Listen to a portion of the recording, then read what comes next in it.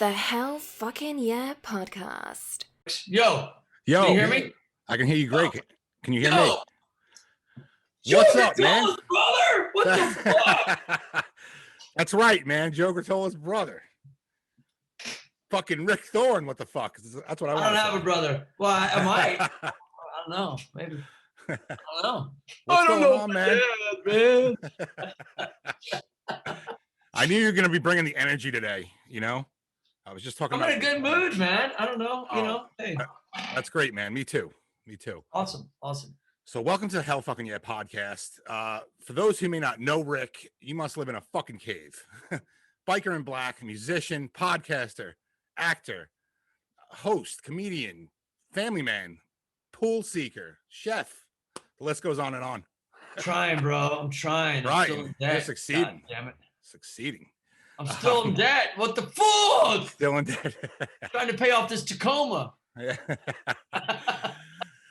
Listen, do you have longer days than the rest of us? Like a regular day is 24 hours. Do you have a 40-hour day in some parallel universe? You know what, dude? Things, I will say this. Some things get easier because, like, you've layered something else. Like, in other words, it is a lot of work. I'm hyper. I'm a workaholic. Some days, like, dude, I moved to California years ago. Okay, I just want to say this. And it was because of the weather. So every day the sun's out and I'm inside, I feel like I'm, like, ruining the whole purpose of why I moved here. In my mind, I'm like, because I remember what it was like, you know, like shitty weather and being inside and shit. I'm like, what are you inside for? You live in California, you know? So for me, like, I'm always working, but it never really feels like it. You know what I mean? Like you kind of connecting all the dots, you know what I mean? It kind of like trying to, you know, as much as you're doing all this stuff, it's all kind of crazy connected in the same way. So, you know, not to discredit anything. I'm just saying that, like, maybe I'm just naturally hyper. To me, it just seems normal. You know? Yeah, no, I got you. And if you love what you do, it's not work. Yeah. So do you sleep? You know what? I used to sleep less, but yeah, no, I do. But, like, I mean, you still got, you know, I got kids. And so with my kids, they, you know, I have my kids later on in life to where, speaking of sleep, like, I have to, you know, I always had to be up. I got to take care of them. I do it on my own, like, as far as, like, you know, no relationship and shit like that. So I've raised my kids like that. So So yeah, so I sleep a little bit, but not though. I'll tell you why. Another reason, kids or no kids, when you get in your 50s, you freaking get up like 5 times a night to piss. Yeah, man. You can't sleep. I mean, I'm gonna be 40 next week, next couple months. You're 40? I'm gonna be 40. I'm gonna be 40. Done. I know, I'm done, man. I'm already starting to get up and piss every 5 fucking minutes. Yeah, it multiplies, dude. Like, and then you'll piss, and then you'll be walking back, and right when you lay down, you feel like, maybe I need to piss again. Yeah, I totally relate already, man. All right. Anyway. So what I was trying to ask you is, how do you juggle it all? I mean, you know, like, I think you learn to shift gears. In the beginning, it was more difficult. I guess I'm just hyper, bro. But, like, when I had kids in the beginning, I had to learn how to shift gears. And so when they would go with their mom, I would be like, okay, it's about me, like what I need to do, what I need to get done. And so everything was like planned a day in advance, or like you would just learn how to shift gears, man. Like, just okay, you're not doing this. Now you're doing this. You're not doing this. You're doing this. And you have to, like, you just kind of train yourself to be, if you want to be multitasking, I say that right? Tasking. You have to shift the gears and just do it, like, just kind of learn as you go, I guess. I'm still learning. I mean, you know, to be honest with you, like, you still seems like there's a lot more that you could do in your life. And for the record, man, it's not like anything that you do just trying to get, like, I don't know, this is off the subject, but I just want to say this, like, or on the subject too, is validation or credibility, or like, it's just following all your dreams, you know? And I got, like, okay, like, look, I got into cooking because I'm a single father. And then I found, like, cooking was a lot like bike riding, you know, like, you create something, and then you learn one thing. You're like, whoa, this seasoning goes with this seasoning. Like, whoa. And then you put it with this, what? And then how much? And then you start experimenting. And it just reminded me of, like, riding bikes in the backyard. Sure. You know, like do a 1-footer and then do a 1-hander. And then what if you did them together? Like what? You know, so I know it sounds weird, but it's kind of like the No. same kind of thought process for me is just like it's the challenge. And then it turned into like, hey son, you want to start cooking? And then we bonded a lot through the cooking. Sure. Then it was a family bonding rather than it was like, you know, you're getting kind of old there on your bike there, buddy. Maybe you should do a cooking show, you know, reinvent your fans. It was nothing like that. It was just like, yo, dude, let's cook. We need to like eat, you know what I mean? So yeah.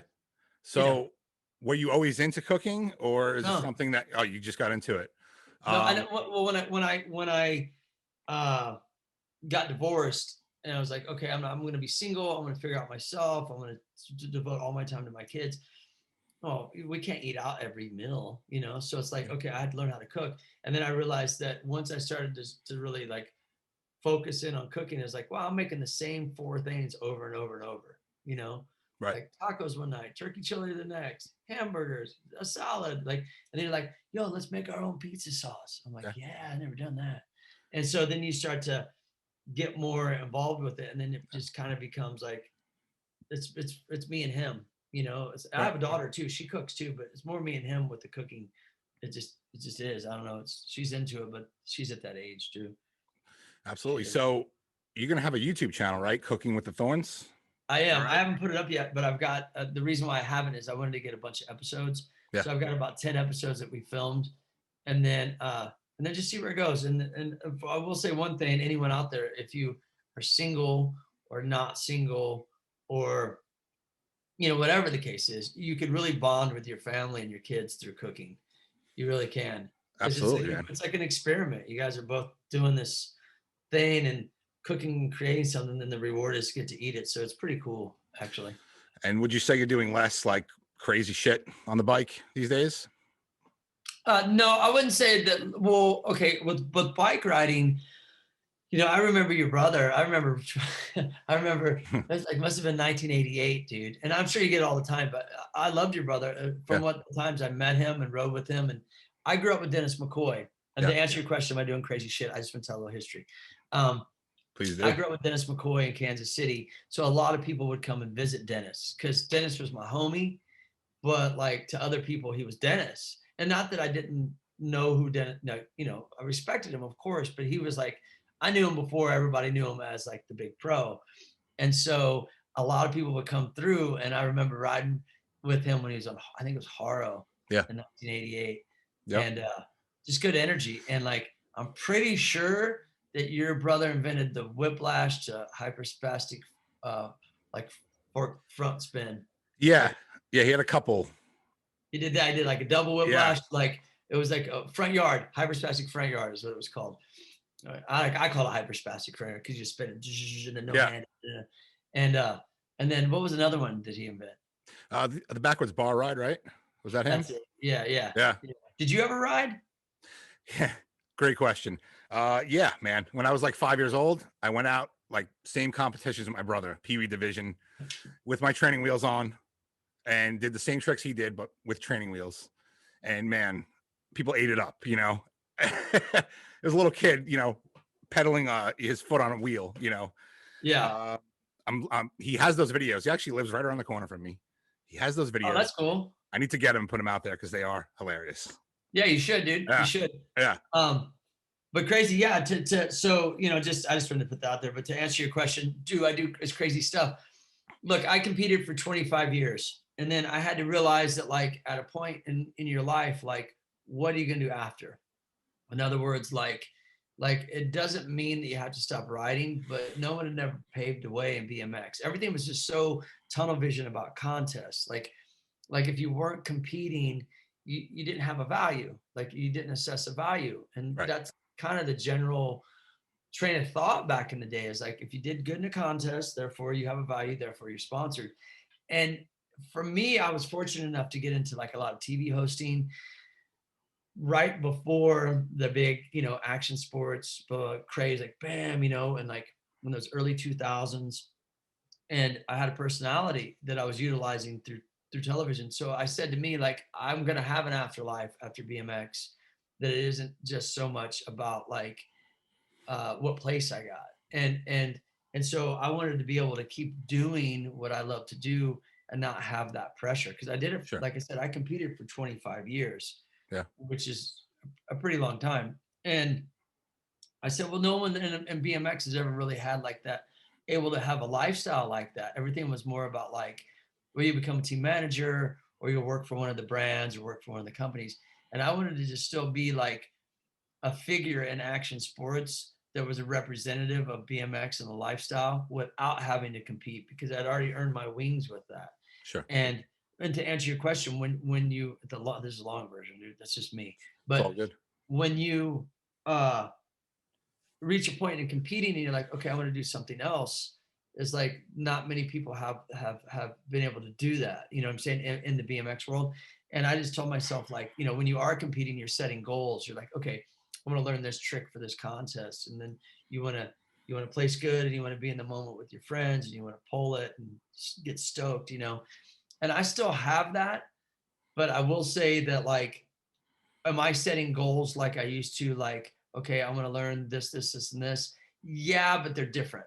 You know, like for me, I went back and started riding pools. Okay. Yeah. And I'm like, okay, I want to ride pools and I want to learn to carve over the stairs. I've never learned to carve over stairs, go over the cake. And I know it doesn't seem like it's like a big deal, but like that's a whole nother psychological, like mind, you know, fuck. Like you're like, Sure. okay, I'm over the stairs.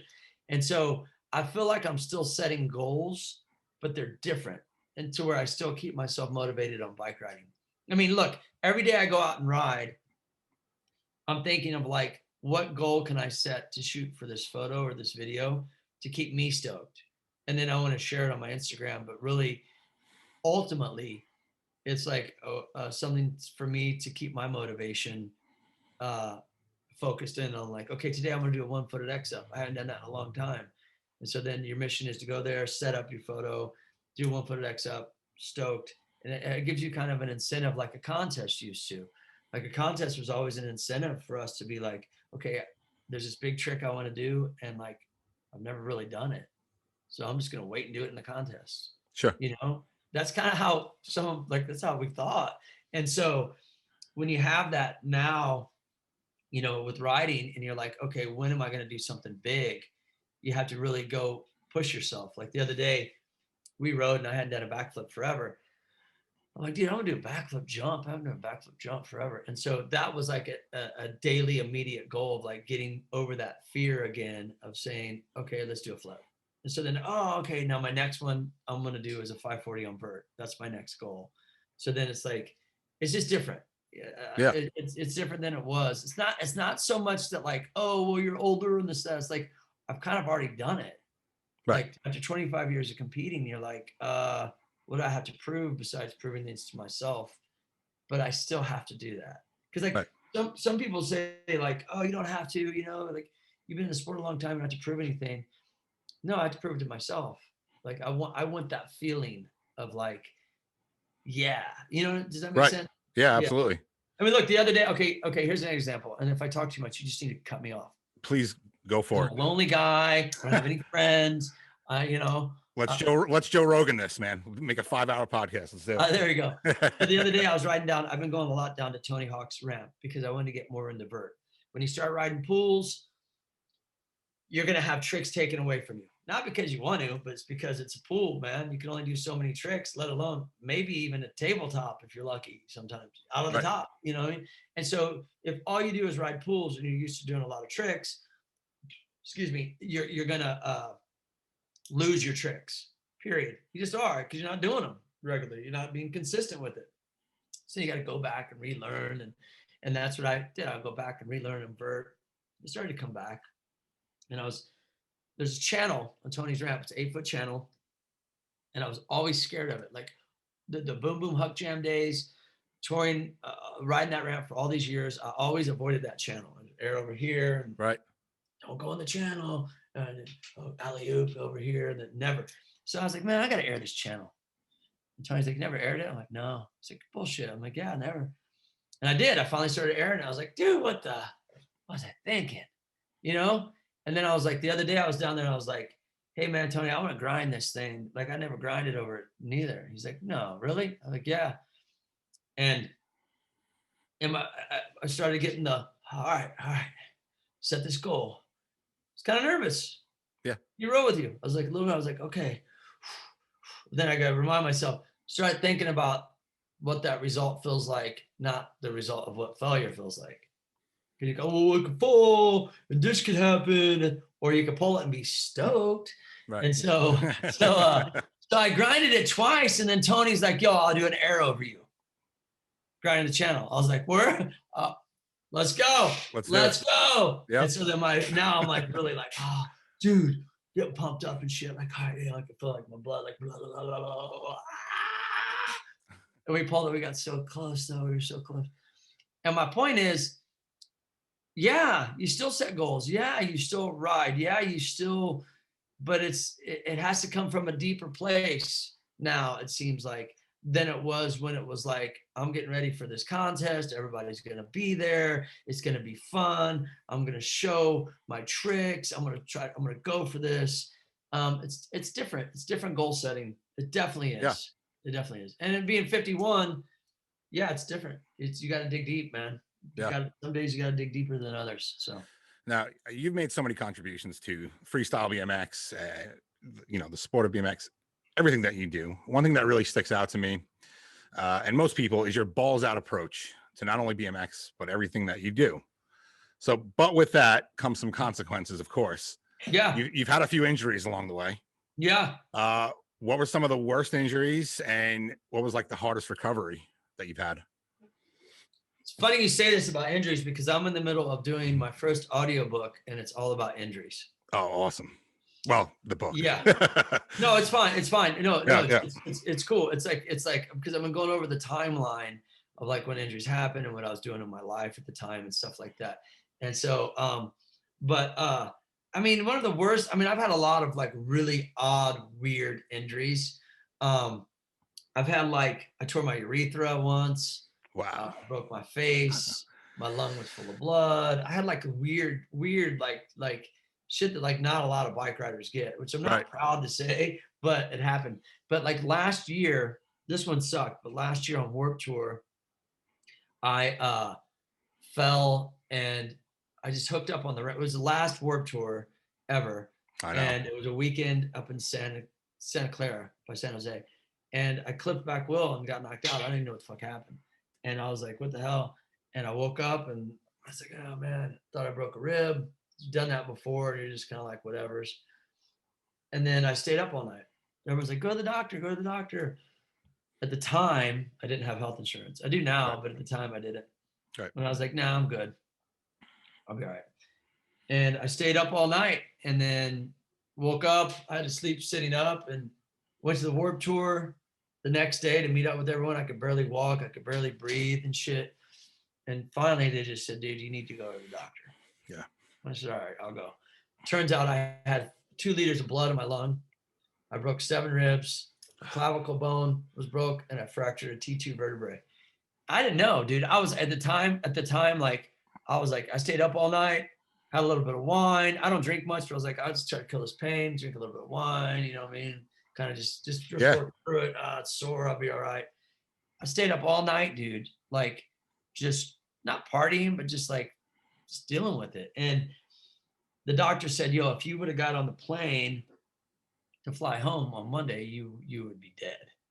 And I was like, what? Wow. Because the pressure and you only have about 4 or 5 liters of blood in your body, depending on the size of your body. And I had 2 liters of blood in my lungs. So that means half of my blood was in my lung. My artery was bleeding out. So I went to one hospital, the first one, and they go, yo, we can't do shit for you here. We got to put you in an ambulance and go to the next hospital. Steve Van Doren took me there. And I was like, can't you just drive me to the hospital, Steve? I don't want to get this ambulance. I don't pay for this shit. Because I didn't have health insurance. My mind's always thinking about that. And I was like, fuck, all right, well, whatever. Like, just take me to the hospital. So I go to the other hospital, and right when we pull up, they open up the doors and shit. And they're like, it was almost like in the movies and shit, like 7 or 8 people rushing around, panicking. Like I felt like I just got lost a leg or some shit. You know what I mean? Yeah. Like this guy's getting ready to die kind of feeling. And I kind of got a little nervous and shit. I was like, what's going on? Because still no one had really told me what was going on because the other hospital said, we can't do shit for you here. Go to this hospital. And I was confused on all of it. Yeah. And so anyways, they give me the IV and shit. They're getting ready to knock me out. And then I still don't know, dude. I'm still like, dude. And the guy's like, yo, you have blood in your lungs. And I was like, look. And so they took the blood out of my lung and they recycled that shit somehow and put it back in me. And so then I woke up and I had like a chest tube, one in the front, one in the back, and was in the hospital for 12 days. And it was like, you know, at the time I was filming a 50 at 50, which was 50 tricks at 50 years old. And that year I was turning 50. And I wanted to be the first bike rider to do that. That I felt like was like tricks that were legitimately like, you know, still credible tricks, not like curb endos and shit. You know what I'm saying? Like I wanted to do like stuff that was like, you're still doing 360 to fakies and shit like that in it. And so, and backflips and shit. And so I was like, I'm on a mission to film this. And so I was in the hospital, they drained that shit. Everything, you know, healed itself basically. And within a month, I went back to riding to finish that 50 at 50, got knocked the fuck out, broke my teeth and my face. I did a 270 Smith, but rocket, and my front wheel slipped out and smack. Oh. I was like, all in a month, bro. And everyone's like, you're out of your mind.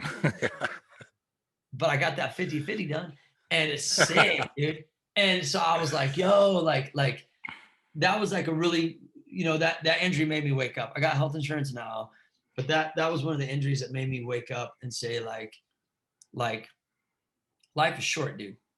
Like I've had a lot of near death. I've had my face peeled off. I've had all kinds of crazy shit, but it made me go like, maybe this comes with age, not like slow down or getting old, or don't hit your head. Of course you don't want to hit your head, but you know what I mean? None of that bullshit. Right. I don't think of any of that shit. It was more kind of like, yo, time is now, dude. Clock is ticking. And if you got on that plane, dipshit, you wouldn't be here. So be grateful. And yeah, so that was a crazy injury. It's crazy. I mean, like at the time I was vaping because I smoked for a long time. And then I started vaping and I was up all night and shit, vaping with one lung, walking around and shit, insane, joking and laughing and shit. Slept sitting up like this. Because I felt like if you've ever broke a rib, if you lay down flat and you try to get up, I was like shit. I figure I can't roll out of the bed because I'll smash the ribs. It was, but I mean, okay, who has the artery in their lung bleed out in BMX? I don't know of anybody. And I've taken a lot of hits. No, yeah, man. And I started doing research because you've ever been in the hospital. Hospitals are great. They help you out. I get all that, but I personally can't stand them. Okay, they have these pre-recorded TV shows of like Jerry Springer on 24/7. Food sucks. You never get any sleep. They always come in and bother you. Leave me alone. I know hospitals are great. I get it. But I don't like hospitals. I don't like hospitals at all. Yeah, right. I was like avoiding it because I was like, this is driving me nuts. And you know, I did some research and I was like, because they put one chest tube in the side and then they said, there's some liquid in the back of your lung we can't get to. I said, what is it? And they said, we don't know. It's fluid. And I said, that's weird because I'm not that old to have liquid in my lungs. You know, old ammonia or some shit, like, you know, you're sick, dying, whatever it's called. And I was like, dude, like, you know, I'm not, you know. And then I started doing some research about vaping. And I'm not here, for the record, I'm not here to be this guy that says, don't do this, and don't do that, don't do that. I'm just saying, for me, make it clear, for me, I need to figure out, like, this doesn't seem right. Something seems weird. I'm tougher than this. You know, I don't think I'm invincible, but I don't really think of injuries. I just kind of like roll them off. Right. Keep moving. You need to talk about it. You need to stay back there. I'm just kind of like, that happened? All right, what's next? Let's keep moving. And BMX has always kept you motivated to heal quicker. Sure. So anyways, I did some research about vaping, and it says vaping could weaken blood vessels and arteries and shit. And I just started thinking, like, extra pocket of liquid in the back of my lung. They don't know what it is. Artery goes out in the lung. You smoke, vape goes into the lung. I don't know. How much more do you need to just say stop? Right. So I can't blame it on vaping, but I feel like it's a big part of it. Sure, man. You know, I smoke. I still smoke to this day. I did the vaping thing for a little while. I Mhm. you know, stopped cigarettes, and my Yep. doctor was literally like, "You're better off smoking." Yeah, vapes not. I So don't think yeah, it's, but I learned the hard way. yeah, Yeah, so then you get it, you understand it. definitely, man. Yeah. Listen, that injury is insane, though, man. I stubbed my toe, and I'm ready to call it quits, dude. I'm ready to call the ambulance and fucking be done with it. No, I mean, but you've been around bikes and shit. You get all of it, Yeah, bro. yeah, Your brother was always riding and shit. You were riding. It's just part of the world. It's just an injury like that was kind of like, you know, like I said, even when I'm in the hospital, I was just like, I wanted to leave. I'm like that. I'm like, what would Clint Eastwood do? You know what I mean? He'd walk yeah. away. Just get off. He can And walk it off, right? yeah, so I quit vaping and smoking and stuff. And at first it was weird because you really deal with like real emotions. There's nothing that's like you're not, like you ever see someone's like, oh, I'm stressed, give me a cigarette, because that like calms you. And it doesn't really make you deal with it 100%. Yeah, When I stopped, at first I felt real tired and shit because I was dealing with like the actual feeling of riding, the actual like motion, the actual physical of it. And then over time, you actually have more energy once you get past that. sure. Once you get past that, then you actually have more energy naturally than you thought that you wouldn't have again. Yeah. So, it just takes a minute though. Did you have some like crazy mood swings at the beginning? No, Not really. no, not no, no. I mean, I was just kind of like, okay, this is like, I need to stop. Yeah. Like because I did smoke for quite a while, about 20 years, which was weird because I never thought that like I would be a smoker, and like because I hated everybody that smoked in my family, all my Yeah. uncles and my grandpa and my dad and everybody. And then I started like in my 30s, like what? Really? Wow. What? I don't know. And I then had no idea you smoked. Yeah. I don't know. I think it was because like I went to the doctor a long time ago, and they said you have asthma. I was 19. I was like, I never did anything about it. I was like, whatever. I never took inhalers or anything. I was like, whatever. And I think I would use the excuse, and maybe some people say that this works for them too, but I felt like smoking helped open up my lungs I know that sounds weird, but I felt like it helped me catch my breath, even though it took my breath away. Right. Does that Right. make sense? It's kind of Yeah. weird. No, I Kind of understand. weird. Yeah. Yeah. I'm a smoker. Large Ray's been trying to get Do me you to feel smoke, that? quit Do you feel that for. way? Yeah, man. Yeah. I mean, now I think I've been smoking since I was 15 years old. So I'm almost 40. And now I kind of feel like it's starting to affect me in a way where it Yeah. doesn't feel fun anymore, or give me that extra, it's, releases stress, decreases stress for me. Yeah. And I have tried to quit before. I've stopped, and, I even did it for a year once. And like the beginning of it, I was a fucking mess, man. I was like, mood swings, that's why I tried vaping, because it was kind of like a, you know, wean off the cigarettes and, do something else that's just as dangerous, but is considered healthier at the time when it first came out, vaping. You know what I Yeah. mean? Yeah. Now we know it's not, but yeah, I don't know where I'm at with that, man. I do need to quit. Large Ray's been trying to get me to quit. Well, yeah, I love Large Ray. Yeah, he I could see that, Yeah. I know Large Ray. I know quite a bit about him and his life and stuff. And so yeah, that's good. You should try. But you know what, man? You know what? People told me, like, I get it. It's not an easy thing. And it took me filling my lung out with blood to be like, all right, I'm good. Because I'll tell you something, what I did do. I stopped vaping and I went back to smoking after my lung for about 3 or 4 months. And I used to roll my own, no filter, cowboy killer. And I thought, well, I'm smoking American spirits, man. Those are natural, bro. Better for you, bro. But when I laid down, this is after my lung, I went back to it. And I didn't want to make this whole podcast about smoking. It just No. so, but when I laid down, I would fill my lungs. They would make this noise. Mm. When I was breathing, and I was like, dude, it just reached a point where some things just have to stop. And I think that I stopped at a time where if I would have kept going, I would have to just ride it out to the end, like my grandma and grandpa did. Ride it out to the end. Because Right. if you stop at 70 and you've been smoking since you're 15, There's no point. it might hurt you. You might need to, Right. it might just be better. You just have to ride it out. I think I quit right at that point where it's you're either gonna ride or die with this thing, you know what I mean? And I was like, okay, I need to pull out and whatever.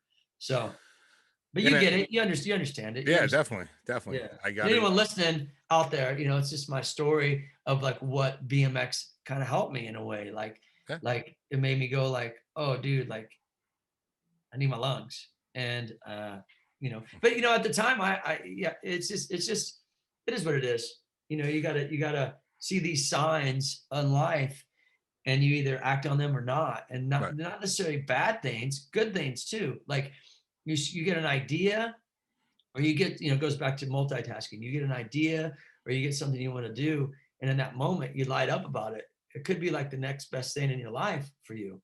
So it's good to act on your gut feeling about things. And that's what I had to do. So sure. It's inspirational, man. That really is, Now, man, thanks. Now you got me thinking about quitting smoking. Yeah. I mean, and it's what a lot of it is it's just this whole like, I did put on weight after I quit, for sure. Yeah, and that was hard for me because I was like, dude, and then I went vegan. Check this out. Then I went vegan. I did that once. Not much about soy, and then I was like, so then I was this vegan like vaping dude for a minute. You know what I mean? I'm like, dude, what's going on? What happened? Yeah. And so then I was like, I felt like there was always this thing in my belly that was like bloating me, you know what I mean? And so it wasn't until recently to where I finally like, look, during this whole coronavirus and pandemic and all this shit, I haven't stayed inside. I haven't had a reason to. I go riding. I could ride by myself. I'm not around people. I need to exercise. This is what I do for a living. This is how I feed my kids. I am not staying inside. So I didn't. I didn't hurt anybody. I didn't hurt myself, but I felt like I had this thing in my belly that was just like this thing that needed to come out. Like, it sounds weird, dude, but no, dude, I relate to you 100% on this, man. Listen, I was once the vaping vegan guy as well, So then you feel like you got this thing in you, like this, like you do. And for me, I just felt like something was growing in me. I don't know. It just felt weird, like this liquid or something. I don't know. Yeah. So I bought a sauna, dude. Oh. And I sit in that thing for about 40, 45 minutes a night, and I'm drenched. Yep. And I've already lost weight in the last month. Just because when I go riding, I don't sweat that much. Yeah. Unless I'm like in Arizona and it's summer and it's 100 degrees out, whatever. But for the most part, I don't sweat a whole lot. And then when I realized, I'm taking this conversation everywhere, but then what I realized is when I got in a sauna, I'm pointing at it because it's right there. I would like start to sweat so much. Yeah. And then when I rode the same amount, I started to sweat. It's almost like I opened up like sweat glands or something, or activated some sweat glands I hadn't activated in a long time because I was so used to going and riding at here. Don't really sweat. This is what you're doing. And then, you know what I mean? Then you're good. And I felt like that really sweating it out. I needed to sweat out all that shit that had been stuck in my body. Man. That's what it felt like. All these people do these, fad diets, and even veganism can be considered a fad diet sometimes. You just got to get the fucking toxins out of your body. Yeah. And that's exactly what that does. I think that's what it is. Yeah. Some people they're like, oh, I'm not going to eat lunch today or whatever. You just got to get the toxins out and try to put shit in your body that's not poison. Yeah. And I know that's difficult sometimes, but you can get it out. Yeah. I guess years of all that. Anyways, we really took that all over the place. We covered sauna, vegan, soy. This is exactly what I do on this show. Actually, it's just it starts off as like a little interview, and then it kind of just turns into a conversation. And I like that about this. So rock and roll, man. I think it makes better. I think it makes for better listening too. Absolutely. It's more organic, Yeah. I do want to ask you about the music a little bit though. Yeah. Your band, Good Guys in Black. Yes. When did the band form? Okay, so I started a band in December 2007. By the time 2008 came around, I'd already had an EP out, a 5-song EP.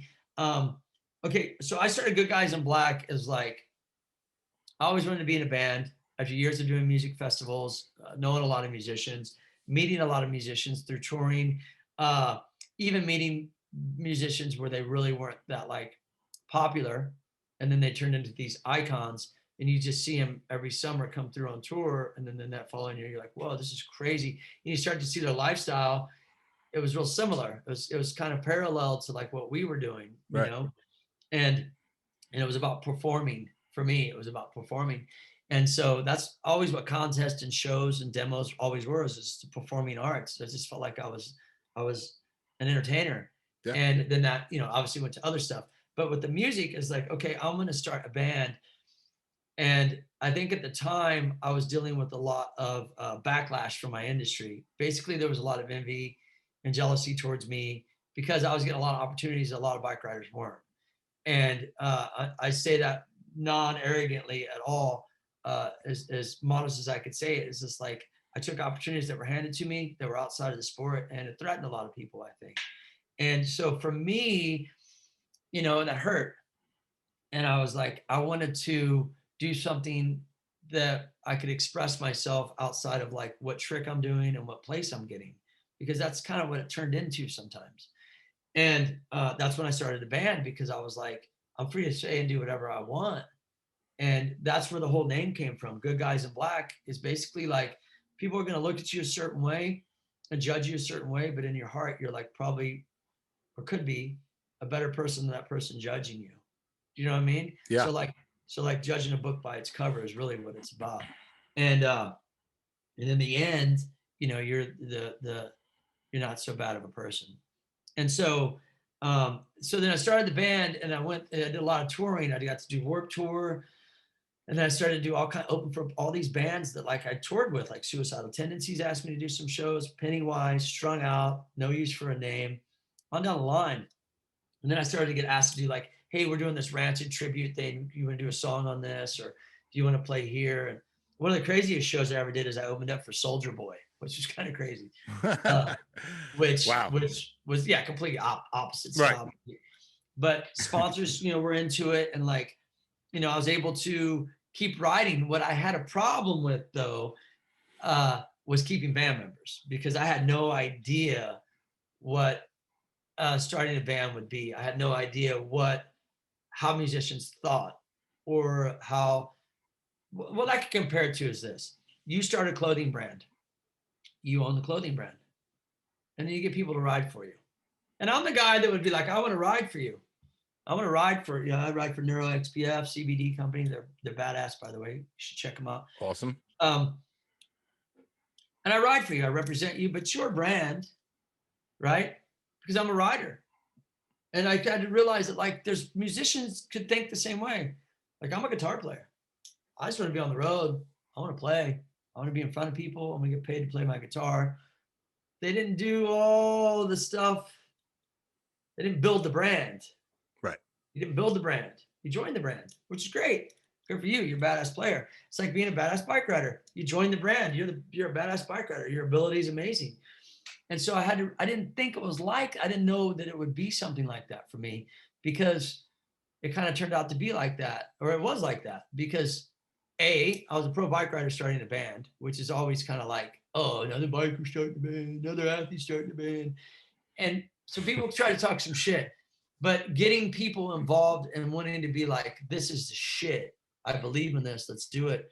Yes. Was difficult, because their mindset was like, I want to join something and be part of something, which I get.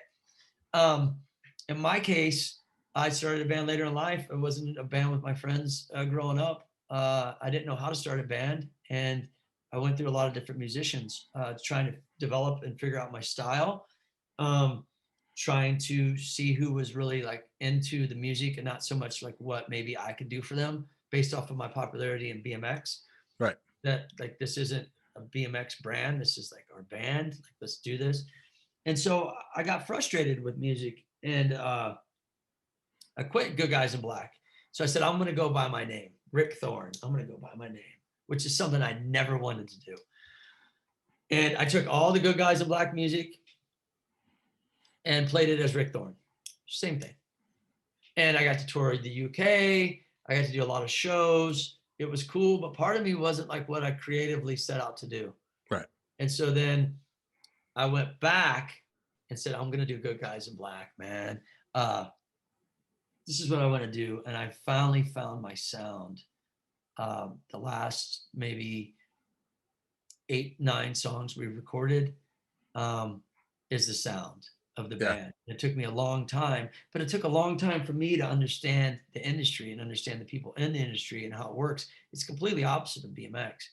And understand that, like, you know, what it takes to write a song, what goes into it and stuff. I didn't know all that stuff. I just knew I wanted to be vocal. I wanted to express how I felt. I wanted to do this shit. Let's do it, you know?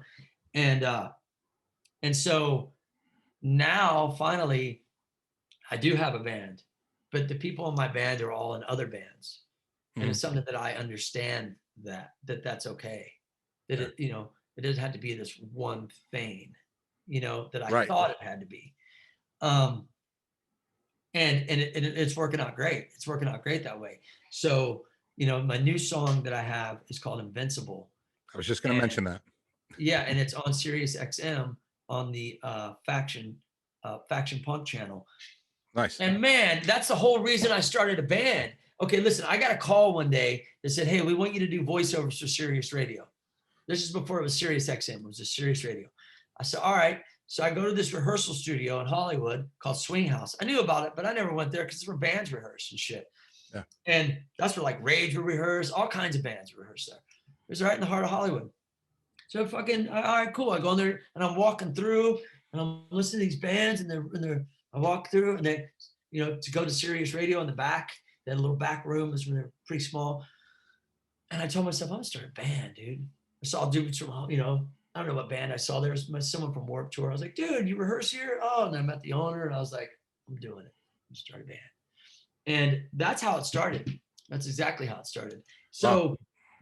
I've had contacts at Sirius Radio for years. They played a couple of my other songs early on, years ago, like 2012 or some shit. But it wasn't until I developed, you know, I had to go through the frustrations of music. And at the time, I had to mention this, man. At the time, I was going through a divorce for the 3rd time. I had to let go of a house I worked my whole life for. I had to move back in a little apartment. Now, poor me, I know, but I worked my ass off, dude. Back in a little apartment with 2 kids, 2 dogs and a cat, no family in California, no girl, no relationship, do it on your own, DIY. And it was hard. And so I was going through a lot. So musically, everything was going through a lot. And, you know, Sirius Radio had played some shit when we started out and we were on a good track and the band members quit. And I was like, shit, I don't know what I'm going to do. And then all this stuff started to happen with my ex, going through this fear with kids. I never been in this situation. I had to let go of this house. Like, fuck, it was depressing. I had to learn a lot. And then I learned a lot about myself. And then that's when I went back and said, okay, I'm going to follow through with what I set out to do. And I'm going to get the sound I want. And start steering this band, like take this band, control of it, and start taking control of your vision, because I understand that not everybody's going to have a vision. They will add to the vision, but they don't have the ultimate vision. They might, but are they willing to follow through with it? Right. You know, like I know some bands that are super popular and they hire people for their bands and shit. And then some people say, oh, they don't pay them that much. It's like, yeah, but where were you 20 years ago? Right. You joined it after 20 years where everybody loves it. Or were you when nobody loved it? Yeah. You feel what I'm saying? Yeah, definitely. And yeah, dude. So it's like, what's the glue? And so to keep things together, you know? And so I'm very fucking fortunate and very honored that they play that song, because it's a good song and it's a different approach. Growing musically is like growing as bike riding. Is like you grow musically and your music writing becomes better, and you start to learn how to position words and enunciate words. You learn how to you learn how to zone in, and you know how to do things better. And so with that song was a new approach about, instead of me being so, I can't say necessarily angry, but I didn't want to point fingers anymore. You know, I wanted to point them at myself. Yeah. And talk about like the things we relate to as humans that I deal with. And that's one of the songs. And so then I sent it to him, and he's like, dude, this song's rad. I want to play it. And I was just super stoked because, you know, it hasn't been an easy road. It's been just as challenging for, you know, BMX. And so so what's cool about all of it is that a dude heard it that has a booking agent that I know that works with a lot of bands like Strung Out and TSOL and shit like that. He's like, hey, I want you to be with us for a booking agent. So when we start playing shows again, which I've never had a booking agent. I've done everything. I've gotten everything myself, either being on a tour or meeting all these bands or doing voiceovers at Sirius XM. I've never had any support at all behind the scenes with music. So for me, that was a huge deal because I was like, dude, this is rad. Because ultimately, anyone that plays music, I think they want to tour. They want to perform their music. That's why they want to share it, you know? Right. And so for me, that's been my passion. Look, I toured for about 25 years. And when I had kids, I had to stop because I had my kids more. Right. Who's going to raise them? My dad left me. I'm not going to do that to my kids. No one gets left behind. And I sacrificed a lot. I don't know if it's a sacrifice, but a lot to not tour and to sit back and watch everybody go, and how to learn how to deal with that. And now that my kids are older and now that my band is doing much better, I feel like it's inevitable. I'm going to go back on the road. Yeah. I've stayed single for that reason. I want to go back out and be that performer that I love to be, that I've had a responsibility that I had to do with children.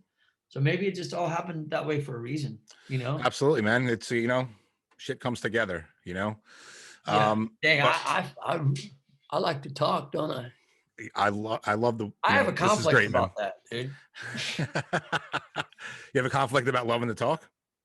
Yeah, because I talk a lot, dude. I think it's just because like I spend a lot of time with myself, not because I want to, but like, look, I have a different responsibility with children and stuff than people that don't. So they come first, period. Like I have to make sure they're taken care of.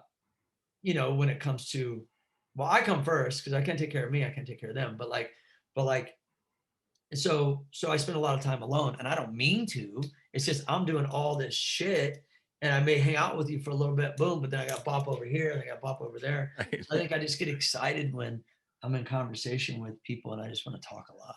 Definitely, man. I love it. First of all, once again, it's inspirational. The way what you just said about the music industry and the band in that 10 minutes is kind of like a, you know, how to, if someone's listening out there, like, yeah, have an instruction manual in a way on how to like start a band and yeah. I mean, everybody's different too. Like if you're like 12 years starting, I'm deaf, I cut you off. Sorry. If you're like 12, 15 and you start a band in your garage with your homie and you go, that's different. There's really no right. But I say this a lot, and I don't mean to stay there with this. I just want to say this because it's happened to me. Is like when you start something, being at the level of a writer and on TV that I was, and now a band. I mean, look, I'd been in like Mall Cop and done movies with Vin Diesel, hosted ESPN, MTV, all this shit, X Games, this and that, and now you start a band. You might not find the most genuine people wanting to be around you in your best interest for a band. It's more of their best interest to try to get something. And that's what I experienced. And so everybody's story is different, but you're absolutely right. Anyone listening, you know, there needs to be a glue to a band. And there really is only, you know, when you think of bands and leaderships of a band, it's usually one person, maybe two. Sure. Because then you got too many chefs in the kitchen. Once you get too many chefs in the kitchen, nothing gets done. Right. You know? I love the new track too, man. It's thanks, dude. Obviously you have your own sound, but you can hear inspirations in there, influences. You can hear suicidal tendencies and things like that. Yeah. And dude, it's fucking rips, man. It's awesome. Thank you. Of course. So let's talk about the podcast a little bit. You have your own podcast. the Rick Thorne show. Yep. When did you start that up? I started doing, well, okay, here we go. You ready for a long fucking I'm ready. I'm ready, Okay. man. I got all day. So- I have nothing to do. Okay, so I used to do when things were popping with ESPN and all that back in the early days with what we were doing, X Games and stuff. They came to me and they said we want to do radio, and I used to do ABC radio. I used to go in Disney building in Burbank. I don't know if it's still Disney or not, but basically it's off the 134 right there. And I'd go downstairs to ABC radio and I'd have guests come in and it was cool. This is prior to podcast.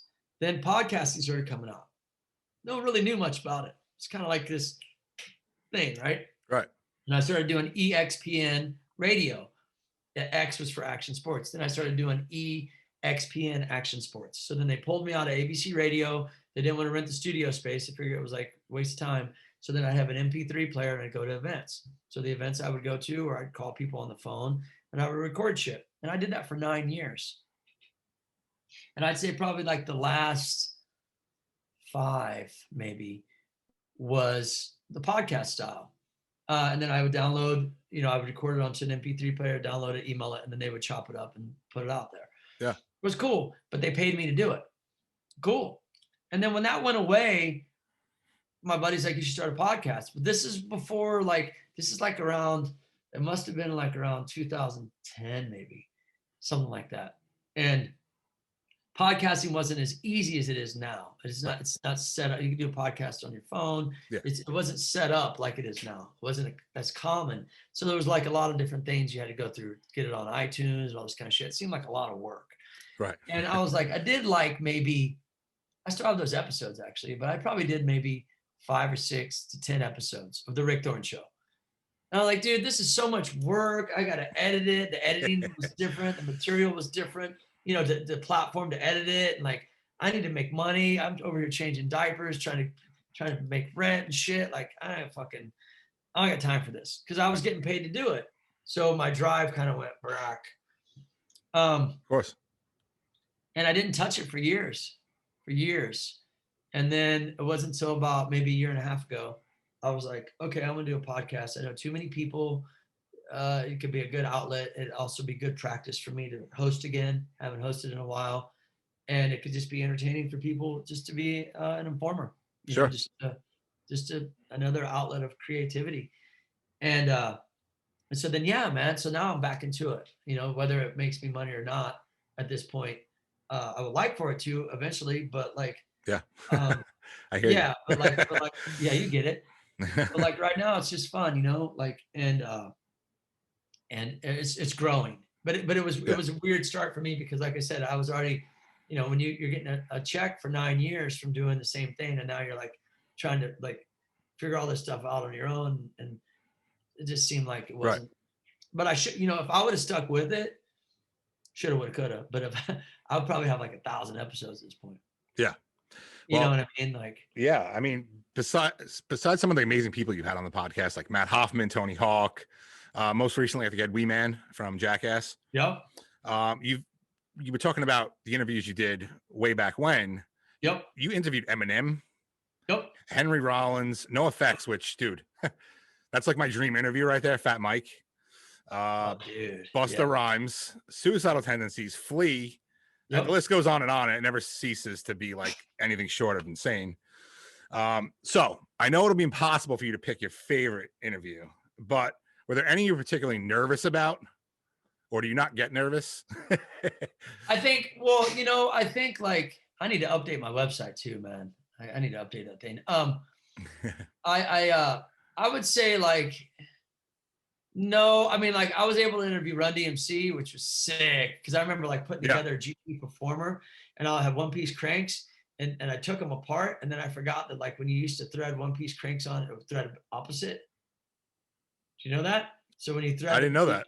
You thread the bolt on, like, okay, 1-piece cranks are pretty much obsolete anymore, but 1-piece cranks went down, went through the bottom bracket and went down. Right. Okay. And then you'd have to grease your bearings and shit. Right. And then you had to thread on these, to hold the cranks so that they don't get loose. And it's opposite. And no one ever told me that. And I spent hours trying to figure out why the fuck she didn't go on. I'm like, dude. And I remember listening to Run DMC's Rock Box over and over while I'm trying to put together that YGT Performer. I had to be like 13, just baffled, like, dude, this isn't working. And then my stepdad told me, like, no, it goes like this. I was like, oh my gosh. And so interviewing them, and I wouldn't necessarily say I was nervous. I think like with the hosting stuff, I never took any like classes or anything. I just kind of got thrown into it and just had to figure it out. But I think one that I was real excited about was interviewing Henry Rollins, because I was really a big Henry Rollins fan. Eminem was great, but dude, he was cool, man. It was like when he first came out, and like, you know, he was new. He was a new artist, and that year he did Warped Tour too. Wow. And he toured Warped Tour. And then, you know, after that was what Warped Tour was for a lot of people. It was a platform for these record labels to say, hey, this is our next big artist. I mean, from Kid Rock to Black Eyed Peas to all of them. Katy Perry did Warped Tour. I mean, it goes on and on and on. And so you meet these people, and it's just like, dude, you know, I was like, I didn't really like think like this guy's going to be the next whatever. I was like, I was more like focused on like, all right, after I do this interview, I got to go do vert practice. Yeah. Let's do both. You know? Right. But he was real cool. I wish I had that. I'm trying to look for that video. He was real nice, actually. He's really cool. Yeah, but I didn't expect him to be like not cool, because no one really knew much about him. Right. You know, he was kind of new. Right. And so, but I think Henry Rollins, when I did Henry Rollins, he came walking up with his shirt off, and he's like, he sat down, he looked at me, he's like, let's do this. I would have shit my pants. Holy shit, this is Rollins. Yeah. What the hell? And he turned out to be super cool.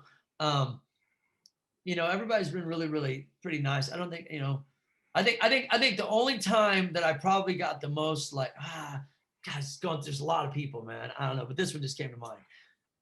ESPN did ESPN Action Sports and Music Awards. It was a year, they only did it 1 year, and they had all these celebrities, and they rented out this theater up by in Hollywood by Universal Studios, if I remember right. And it was red carpet, like everyone was there. This is a big deal, you know. All these celebs want to come because Action Sports is hot, and like you have everybody there, man. Yeah. And I think they had Black Sabbath play there at the end, and the actual lineup of Black Sabbath. And Knievel came out on his bike and shit. It was dope. And I remember ESPN's like pulling me around because they had to interview this person, and then I interviewed Busta Rhymes with De La Soul, and then next minute I'm interviewing Tom Green and all this. I was just stoked. It was like I was like a little kid riding bikes, and I made it this far. It was a trip. And I remember I was walking through, and I hear "Nice to meet you," and I look up and I just see this hand kind of come up like this. Nice to meet you. Let me do it again. Let me see if I get it right. Nice to meet you. And before I saw the face, I kind of looked up, and I was like, before I looked up, I mean, I was like, fight fire with fire? Wait, no, Master of Puppets? No, what? It was James Hetfield. I was like, what? Wow, yeah. And so I'm like, nice to meet you. I gotta go over. Hey, hey. I'm like, and then they said to me like, wow, people are really watching this. I never really thought about it. Yeah. I never thought about it. I never thought that like people were watching. I never really thought like put that much into what we were doing besides being in the moment, which I loved. I don't know, just not in a bad way. It just, I didn't think like all these big people are watching us and what we're doing. I just thought like, we're just lucky to be making this far. Sure. And actually expand this sport, be on TV, getting kids stoked on this shit. I never really thought and so when that shit started to happen, it was like, whoa. I never got to interview him, but I was like, that was like a highlight in my life, you know? Yeah. Yeah. I miss, but I'd been around a lot of people up to, you know, before then. So anyways. Right. You were talking about Warped Tour, man. I missed the Warped Tour. I've been to like almost every single one since like 97. Wow. And it sucks that it's gone, honestly, because not only is it like a, you know, detriment to the music industry, but also extreme sports, you know. There was like the one place where those two things were kind of combined, and it was easily accessible for like young kids and stuff like that. So it sucks. I hope it comes back one day, but it sucks it's gone. Yeah, you know, I think with, you know, that year when that shit started, I think it was 95, we would just dream of like, we used to talk about that shit. Like we'd be in the backyard listening to Motley Crue, too fast for love, you know? And we'd be like, what? Wouldn't it be so rad if you could play with the band playing? And then when they came to life, to me, that was like the raddest thing that I'd ever seen since like fried bologna. You ever fried bologna? It pops up. You know what I mean? It was awesome. I was like, dude, this is the shit. And so, yeah, I created a lot of opportunities for a lot of people. But, you know, Kevin Lyman, he started the tour. You know, I think who's to say they probably might do some one-offs. I don't quote me, but I would think down the road, probably. I mean, Vans is I think they own it. Yeah. So I'm sure that who knows? It'd be like the band getting back together. You know what I mean? Right.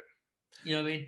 But Kevin really busted his ass on that tour and was able to do it for 25 years and created a lot of jobs and opportunities and benefits for countless people. I mean, so many people. I think that, you know, maybe you reach a point where you did that, and so now you might want to do something else, you know, or the road takes a lot out of you. The road could take a lot out of you as well. But maybe it's just a big break. I don't know. I'm not speaking for him. I don't know, but I'm just saying that like that tour definitely was something to look forward to. For us, it was like okay, like X Games is going to be in the middle of Warped Tour, and we're going to have to leave to go to the X Games. So guess what we get to do? I'm competing vert in the X Games. So every day up until then, I'm doing my run.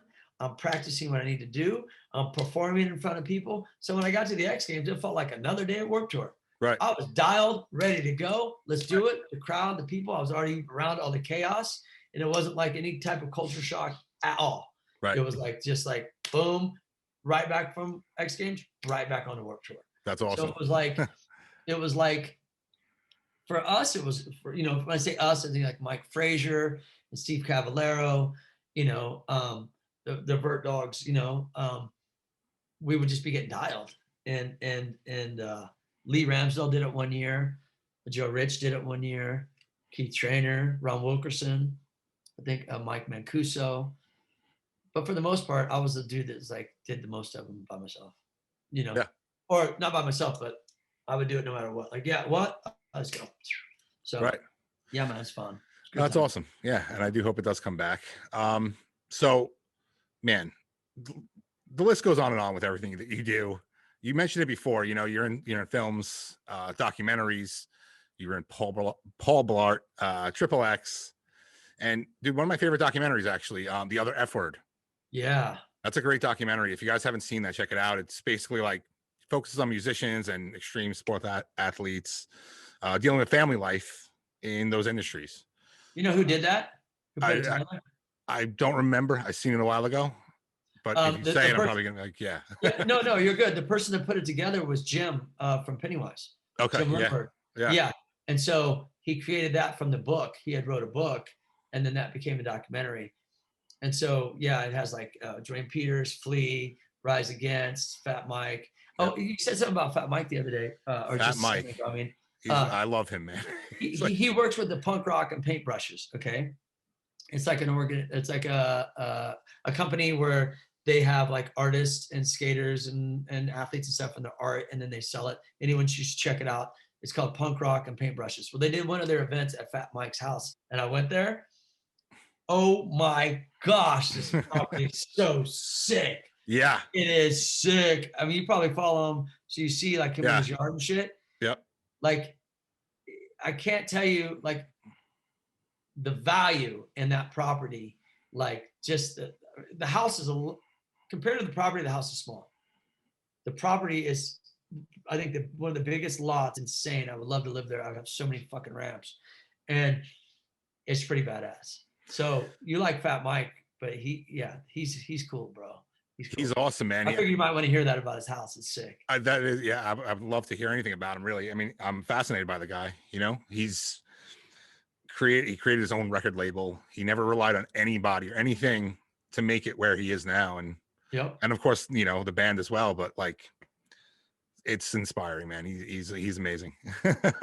Yeah, he's very creative, and that goes back to like what I was saying about a band, you know, not everybody's going to be no, I'm not speaking for NoFX. I'm just saying a band in general. Not everybody's going to be like, there's going to be some people that have different roles and they know it. Right. Does that make sense? Like there's going to be that one, you know, when you think of Kiss, who do you think of most when you think of Kiss? Gene Simmons. And Paul Stanley. Yeah. Mostly, but mostly Gene Simmons. Yeah. So it's like Gene Simmons, Paul Stanley, and no disrespect, but Yeah. those are the guys really pushing it. Those Right. are the guys really pushing it. The brand. Now that band became a brand, hands down. But you know, Fat Mike really has a sense of creativity outside of just being in a band. His label and all the other, like they did a musical. He does all kinds of shit. Yeah. And he's just a very creative human. But so you have a film coming out soon, April 1st, I believe, called Alien Vampire Busters. Yeah. Right? Starring Andy Dick and Eric Roberts. So, I mean, first of all, Andy, I've been in contact with him. He's going to be on the show eventually. Oh, cool. We're trying to line it up. But that sounds like a lot of fun. So I can't wait for that. Are you a horror fan? I am. I mean, yeah, no. I think the type of movies I like, I do like horror. Don't get me wrong. Yeah. But I'm not like over the top about it. You know what I mean? I'm not like, I like, you know, kind of movies I like most. You're going to be like, dude, I like the movies where you're just like, you know, Gene Hackman comes in, you know what I mean? I like the action, all the gun shooting and shit, the ones that you don't have to think, you know what I mean? I like those movies. I just do. I don't know. Like they're cool, like, you know, Mission Impossible and shit like that. I like Absolutely, that. man. Yeah. I like I like the ones where you got to think and like this deep method acting and, you know, I like those. I like all kinds of movies, but it seems like I like those movies. I don't know. I just do. Like, what's the Jason? How do you say his name? Jason, bald dude. Statham. Yeah, like his Jason movies. Statham. I like that, or like the Die Hards and shit. I don't know. I just like that kind of stuff. Absolutely, man. But then again, I like movies that. What I like most, actually, even over movies, is a really good documentary. Absolutely. Yeah, because it's real. You know, it's not like, you know. What's a good documentary you've seen recently? If you have seen one recently. Well, someone told me to check this one out, and I haven't seen it. I don't know if it's good or not, but I'm going to put it out there. The Bee Gees documentary. Okay. Somebody said it's good. That there's some shit about Bee Gees you didn't know. Like they were popular, and they went away, and then they came back. And you know, I'm not a fan of really so much the Bee Gees, even though I grew up in the '70s and shit, whatever. But like the last documentary I think I watched was the one on what's the hotel downtown LA? Oh my God, Hotel Cecil. Okay, here's my only thing about this. So she goes to the hotel, and then she's in the water pump, or whatever you call it, like the water tower. Yeah. And so they need to talk to the guy that went to check to see if that lid was on or not. They never mentioned that. The janitor went up to check. He never said if the lid was on or off or not. The cops said the lid was on all the way. Yeah. But how would the lid be on all the way if he looked in there and found her? The lid would have been off and put back on. So they weren't clear on that. They weren't clear on like that janitor needs to be like, yo, is that shit on or off? Right. They never asked him and he never said. At the end of that documentary, one of the guys, like one of the YouTubers who was like investigating it, found a report saying that the janitor did say that it was open. I mean, and that makes sense because I like, I'm not saying it's cool what happened, but she probably was tripping balls, and she probably was. I know that area very well. I know what that all. I'm not very well. It's not like I kick it down there, but I mean, I'm not. There's no stranger to anyone who lives in LA or around it to know what's in downtown. And so you drove through there at least once or twice in your life, and be like, damn, this is gnarly. Yeah. And so it's not a surprise what you could find down there. I'm not saying that it's cool or it's right or anything, but maybe she just did have a bad trip and decided she wanted to go swimming out of her mind. Right. You know, I think they were trying to create this, it's haunted and all this kind of stuff, or someone killed her and all this stuff, but they didn't take anything. Yeah. Like, why would they play like Duck, Duck, Goose in the elevator if he's trying to kill her? Like, it doesn't make any sense. Or she or whoever. It doesn't make any sense. To me, it sounds like you got wasted and you accidentally fell in there and couldn't get out. That's what it sounds like to me. Why did she go up there is the question though. Like, Yeah, but people do stupid shit when they're high. I Dude. guess so. I guess so. You know, You like, know, and you don't know what that person might have been taking. I mean, and you can't really do an autopsy. I don't know if they do an autopsy and find they anything? did. I don't think they found anything, but I don't know. The whole thing's still kind of a mystery, you know? Or When I maybe she first might saw have been that, super suicidal too. You know. she was bipolar. That was definite. But just seeing that like elevator footage for the first time was pretty freaky. You're like, what Yeah, the fuck that's is pretty. going on? Yeah, but you never know. I mean, she or you know, it could have been a million different scenarios. I mean, we don't know. We'll probably Yeah. may never know. But it could have been like she might have been with someone and they were all tripping, and she says, "Let's get in there." Dude's like, "No, don't get in there," and she fell in and he couldn't get her out, Right. or she or whoever they were with. And Right. then they were just like they bounced because they didn't want to be responsible, or they might have been tripping and been like, "She'll come out later. Let's go downstairs and get some more whatever," and then they forgot about it. I don't know. People Yeah. that can be high out of their minds, I think, you know, and especially in that environment when you know, the homelessness, I must say, in LA is very depressing. Um, it's pretty out of control, dude, out here. I don't know what it's like where you're at, but it's pretty gnarly out here. So I'm on Long Island, New York, and you know, obviously Manhattan, you know, you got a lot of homeless people. But in my, you know, opinion, just seeing the like, you know, the tent set up like Skid Row and things like that, that doesn't exist here. And I find that crazy, man. I like it's like a whole, it's like its own town or its own village or something. Dude, it's everywhere. It's not just Skid Row. It'd Yeah. be like, okay, so you're going down the freeway, exit ramp, on ramp, you know, little grass area. Right. It's like a little village everywhere, all through the valley. You're going down through like you're cutting down the 5, and you're going down. You know, you're going into Burbank and this and that. And then you get to like, say you get off the 101 Gower exit and you go down south and you're gonna go into Hollywood. Underneath all of the bridges, it's like there's no space in between the tents. You're just lined all the way up. It's and insane. Then parking lot. Yeah, it's pretty gnarly, dude. It's like, so what I'm getting at is in that environment, you know, there's no rules, bro. Yeah. And there's a lot going on. So look, we don't know what happened to that girl. My only beef with that documentary was they weren't clear about if that lid was on or off. Right. And that would really change your whole opinion about the whole documentary. Absolutely. That one detail. Another one, there's a lot that I watched though. Like I watched Making a Murderer. That's old though. That's like old, but I like it. But like, you know, there's this one called Finders Keepers on Netflix Prime about a dude that buys a barbecue pit that has a leg in it, a prosthetic leg, and the dude wants it back and he won't give it. Have you seen what that is one? this? No, I'm gonna write it down though. What's it called? It's called Finders Keepers. I have to watch that. And then this dude becomes like a local celebrity and starts making these shirts and shit with the leg on it. Like it's That's insane. The dude just wants his leg insane. back. He's like, no, I bought it at this you know, storage cell, and the leg was in the barbecue pit, and I'm not giving it back to you. Right. What's wrong with you, man? I gotta watch that. That. Did you ever see Don't Fuck with Cats? Yeah. That one was crazy too, man. It is. Yeah. Really crazy. I actually saw that video of him, you know, killing that person online when it came out. Wow. I remember seeing that and being like, dude, the shit people do. Like, I didn't really like, I thought it was just some like fake or something. Yeah. Fake or just some crazy, like, yeah, I don't know. Yeah, I guess fake would be the word. Like, I just thought it was like just some crazy S&M shit or something. I don't know. You know what I mean? Someone, I wasn't turned on by it. I was like, this is weird. I'm out of here. I remember someone showed me that. And yeah, it's crazy. That's nuts. Yeah, that was really interesting one. So dude, this was phenomenal, man. Dude, you're amazing. Thanks, dude. You really are. There's nothing you can't do, and you're no quitting, balls to the wall, living life to the fullest attitude, and positive message comes through in everything you've done and continue to do. Your motivation and drive is a major inspiration and influence to all of us. So thank you. Thank you so much for being here, man. Oh, thanks, dude. I appreciate it. There's one little fun thing I wanted to do before we go. I'm going to share my screen. Okay. I know I mentioned Large Ray before.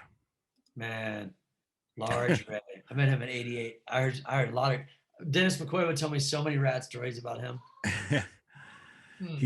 I don't know if this is gonna work, so this may get cut out, but all right. You can see my screen now, right? Yeah, it's awesome. Okay. Now, Ray sent me this Cameo. You're on Cameo. Oh yeah, I sent that to him. Yeah. Okay. Oh, you know it's him? Yeah. Oh, okay. So this is And you know how I knew it was him? He didn't tell me. It just said from Ray. And I was like, I knew his name. He said, that's who requested it. And I was like, I'm having him on the show Thursday, and he texted me this. Rick has no idea that I sent him this video. okay, let's just act like I don't. What is this? Okay. What is this? So this is a Cameo that Ray sent me. And yeah, let's have a listen. Raymond wanted me to let you know that even though you guys don't get to hang out that much, he's always thinking of you, and you're one of his most favorite people in this whole entire world. All right, have a good day, have a great birthday, and stay rad. Peace out. Did he send that to you? He sent this to me, and he basically said that he's Raymond. Like he didn't know. He thinks you don't know. But You know- it said Raymond, and then it had his last name. I remember this, and I never hit him up about it. Like I could go through my Cameo right now, and I could find it. Like He's sitting right now in his room or in his house thinking he like got you. well, you know what, Ray? You didn't get me. You got to do a different last name, and then maybe you would have got me. He put his last name in. Oh my God. Yeah, What he a didn't dummy. get me on this one. All That's right. why I was like, I didn't know who this person was. He wanted me to shout out, paid me like $40 or whatever. I was like, thanks, Ray. I bought my kids some groceries. You know what I mean? I kept it moving. You know what I mean? Oh man, I can't wait to tell him. Can't get this. me, Ray. You can't get me. You can't get him. I can't wait to tell him this. He's good energy, man. I miss that kid. Oh, he's the best. You know He's Gary awesome. Pollock then? Yeah, I do. I don't know him personally, but I'm just. Yeah. It's funny. Like I just started doing this in September. Oh, okay. So I'm kind of just getting into. I had my own business for a while, and the pandemic shut me down. So Damn. I decided to get into like my own little, passions that I've been wanting to do for a long time. Yeah. And I'm starting to like get into a circle of people that I'm getting to know and Yeah. meeting a lot of new people, and it's been kind of crazy actually. You need help with some people, let me know. You know Oh what I mean? man, yeah. I never ask, but if someone offers, I'm down. Yeah, there's somebody who say, hey, can you help me with this? Then I could see, obviously depending on who it is, or they're like, Right. if it's like Henry Rollins, he probably won't call me back. Probably not. No. Henry was flexing on me and shit. Fat I was Mike. like, yo, Henry, come on, man. And you know what's crazy? Time flies, bro. That was 20 years ago. Like, I've really been into this. I'm writing this new song. And I wanted to say that, like, I'm going to be doing another band. This dude hit me up and he's like, hey, do you want to do another band? I write these songs. And I told him the type of band that I would want to do. It's opposite than Good Guys in Black, where then, like, he sends me these songs. I write my lyrics to it, and it's more of kind of like a melodic, early punk sounding, like a Dag Nasty, Fugazi, kind of like Descendants kind of vibe. As you could put all those in one, but Yeah. it's kind of that vibe of that era. Different than what Good Guys in Black is, more of kind of like a punk metal band. So I just finished writing lyrics for this new song for that. We don't even know the name of it yet. We're just gonna see where it goes. And then on Good Guys in Black, I'm writing a new song with my guitarist. And what I'm saying is I've been more into that, like, live in the moment, man. Like all you have is this moment, really. Like you can't take nothing with you. And I had a big problem when I had a lot of, I can't say problem, but I had a lot of stuff and I was afraid of losing it. And I never had it. And then it dawned on me that I lost all that shit. And then I started to realize that, like, your mind leads you wherever you're in your thinking. If you're afraid of losing stuff, you're sure enough going to lose it. Your thinking steers you down the road, man. And I had to learn that, So I've been really into, like, writing, like I said earlier when we were talking about, Invincible and stuff. I feel like there's just been this great growth musically, and I feel good about that. You know what I mean? And so I want to be able to write music all the time. Like I said, in my band, those guys are in other bands during COVID. they haven't really been wanting to do much, and I'm really the aggressor about it. Like, dude, we should be writing so much shit, so when it opens up, we could go tour, and you could always do music videos. You could never have too many songs. It's like learning tricks on a bike. Everything goes back to that.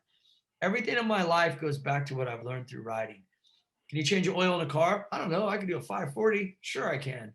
You get the confidence to say, like, and so you can never have too many tricks, in my opinion, for me, like how my mind is. So you can never write too many songs, or you can never do too many podcasts. You can never do why do one or two anyways? Like, you know what I mean? So right. You just kind of keep that going. And maybe that might answer your first question of like, do I sleep and shit like that? I just never really feel like it's enough.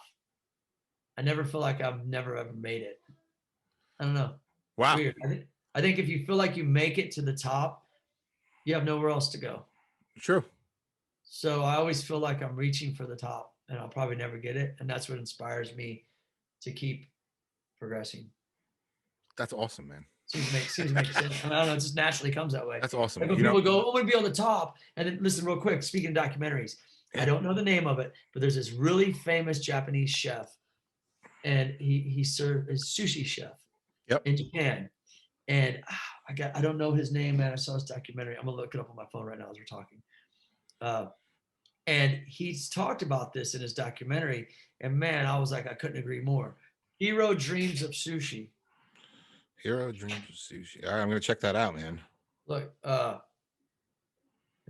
me see here. I really can't wait to check out that one about the barbecue, the leg in the barbecue. Look, yeah. Oh yeah. Look, see that one right there? Okay. Yes. He talks about like the top, and he specifically says, because he's known for his sushi, like it's no joke, dude. Like people come from all over the world. This dude's amazing, and he's always wanting to improve his work. He's always wanting to improve his craft. He's always feels like he could be better, and he mentions that people say to be on the top, and he's like, on the top of what? You can't grow if you get to the top of something. You reach the top. There's nowhere else to go. You've stopped. You've stopped. Now the only way down is to go down, right? So continue to go up.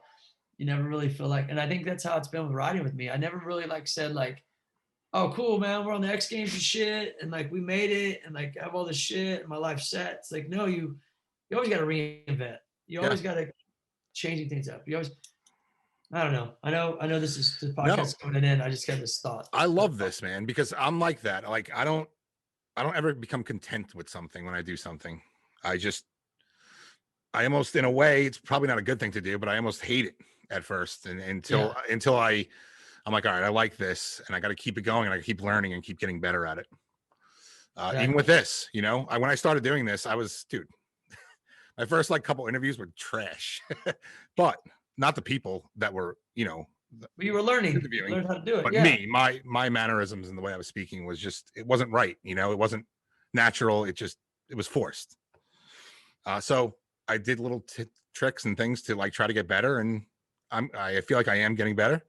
But awesome. But once again, I like what you say. I don't want to see a top. I want to reach for the top. Yeah. But I don't ever want to get there where I'm like, you know what? I'm good. This is how it's going to be forever. Because then it's stale to me, I think. Yeah. Well, you always, and I think I couldn't agree more with you, dude. And I think like anybody out there it's okay. Like they always teach you to do one thing. Like, what do you want to be when you get older? And I've always been like, I looked at dudes like Henry Rollins and dudes like Ice Cube and dudes like, who's another person that just does a lot of different stuff. I can't think right now. But they do like other, Snoop Dogg. Yeah, they do other. They do other stuff. Right. They're able to like have a band, write a book, do a documentary, start a TV show, start a production company, be the rapper, be the you. It's not like this is one thing that you are. Here you are. You're right here. Right. And that's cool. But if that's cool, if that's what you want. For me, I was just kind of like, I wanted to take the riding, and once you become kind of like a Jedi in a sense of riding, you rode so many years, you can go into these other things, but you have to learn them at the same time, but you're going to learn quicker because you've learned all the confidence from the route. And yeah, man. So yeah, but you got to reinvent yourself. Look, it's like competing. Yeah. You do the same thing, expecting the same result. That's insanity. over and over and over and over and over again. And so, you can only do that for so long before you realize what's next. Right. Listen, a good friend of mine once said this, and I'll leave it at this. And he said, you enjoy the moment and what you're doing, but you know that this moment's going to end. So you're always planning for what's next. So having that balance of like right now and what's next can be difficult. But once you get used to that, you're able to keep going from one thing, you're able to keep going and moving. And that stuck with me. It's something stuck with me forever. Yeah. So you know what? That's a great place to end. What is next for Rick Thorne? Like first man on Mars? I hope so. I'll go through what's his name. Let's go. No, I think, writing music, obviously, a new music video we're working on. I got a book coming out, like I told you about the audio book. I got a signature e-bike with House of Lithium that's coming out, which is pretty rad. I got a signature sock with Merge. I got a hot sauce with Don Wapos. I got a lot of shit going on, man. Wow. And then, raising my kids and doing my thing, and and there's a new TV series that we're going to start filming that they've already started to film for. It's not funded yet. We're shooting the pilot. It's called Run Boys. It's with pro NFL football player Kyle Turley. It's going to be pretty sick. And that's something else that we're working on. So, you're constantly exploring new stuff and writing and creating the best you can. And then I'll end it on this. This is the last thing. This was my idea. I did a doubles card with Tony Hawk. Now, that wasn't my idea. Tony Hawk does a lot of doubles cards. He did one with, the first one he did was with Steve-O. All the proceeds went to the skate park. And so I was going down the ride, and me and Tony used to do doubles all the time, and we hadn't done doubles for 20 years, and I'd hit him. And 20 years ago, we never did doubles again. It's just one of those things. So I've been going down there riding, and we started to do doubles again. I was airing over him. He was airing over me. And I said, we should shoot a photographer said, I'll shoot that for you guys. And I said, okay. And then we go down there. And so after the shots come out, I'm like, hey, Tony, would you be down to make this an autographed personal, a card to sell, to give back to the skate park, and then a limited edition, because he has a skate park project that he does. Right. And it went really well. We sold 1,000 like that. We only made 1,000. I was like, whoa. And then I started thinking, I'm going to do a series of cards. The next one I want to do, and we're doing it this Sunday. I don't want to date this, but I guess the 21st of March. Yeah. Colin Morrison is going to jump his dirt bike over a pool while I'm doing an air. He's going to jump over the pool, and that's going to be the double shot. And we're going to do a limited run. And what we're going to do is we're going to give half of the proceeds to a rehab. We're going to put somebody through rehab. Wow, Colin's awesome. battled. Yeah. Colin's battled with rehab his whole life. Me personally, I've never done drugs, but he's battled with rehab his whole life. He's clean and sober, but we want to help somebody else. So what we're going to do is we're going to do this doubles card, limited edition, and then half of the proceeds go to, to help someone. And it's a cool collector's item, and it's a cool project. So, that's what I was saying about creating things. Is just like I'm able to make something like that happen easier because I've met so many people in my life. I know the photographers, I know the video people. It's layering your work. And so that's the next project, man. So anyways, anyone out there, follow me on Instagram. It's at Rick Thorne. It's with the E at the end. It's like that for everything. Twitter, YouTube, everything. It's Rick Thorne. Yep. And but I'm mostly on Instagram, and keep your eyes open for that postcard. We're trying to do some good for somebody, help somebody out, and make a cool card at the same time. So definitely, man. That's great. Yeah. One more question, man. I ask everybody. Another 10-minute fucking answer. No, this is a one-word answer. Up. Well, this is a 3-word answer, actually. Okay. On a scale from 1 to hell fucking yeah, how stoked were you to be here today, Rick Thorne? Oh, from a 1 to hell fucking yeah? Yeah. What hell fucking yeah? Hell fucking yeah. Yep. Hell yeah. Awesome, man. Oh yeah, stoked, dude. Thank you. I appreciate the opportunity. I really do. Thank you. And Joe says what's up. Ray says what's up. What, did you text him? No, he told me the other day. He told me to tell you. Okay. This goes out to Joe. What up? Ray, what up? Yeah. I remember a story where Joe, I could be wrong, and And Joe, if I'm wrong, please correct me, hit me up, say you asshole, you were wrong. But from what I remember, you were on tour and you wanted to go home because you were over it, you weren't getting along, or something or other, I don't know. And you said, all right, I'm gonna do something to where it's gonna make me crash so I get hurt and I get sent home. He's like, fuck it, I'm gonna go for a 540. And he went for it and he bowled it. Woo! I was like, only you, you natural ass rider. Like, I'll do something I get hurt on. Then they're like, damn, we're gonna put that in the show, Joe. We didn't know you could do fives. Yep. Yeah, man. He was insane, you know? Yeah. It always stuck with me. I was like, man, I'm trying to learn 540s. You just pulled it. Yeah. Man, when he put his mind to shit, he got it done, you know? Yeah. Anyways, ask him if that's true or not. I think if I remember right. So yeah. I've hit my head a lot, but I don't know. Rick, man, thank you so much, dude. Thanks, dude. And have a great day, everybody. And thank you. And hell fucking yeah, bro. Hell fucking yeah, man. Thank you. Hell fucking yeah! It's the Hell fucking yeah podcast.